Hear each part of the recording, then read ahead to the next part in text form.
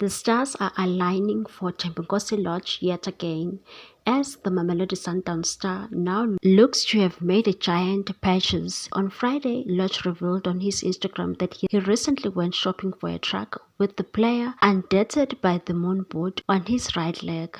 Well, congratulations are in order, as Lorch appears to be a truck owner, which suggests that the attacker may also have other businesses linked to the construction industry.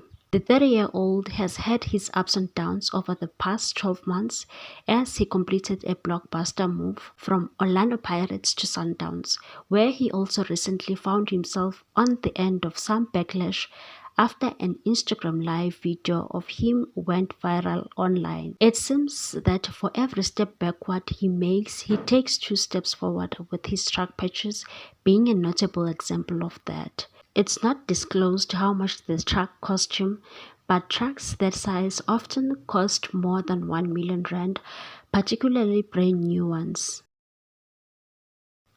Please like, comment, share, and subscribe for more sports news.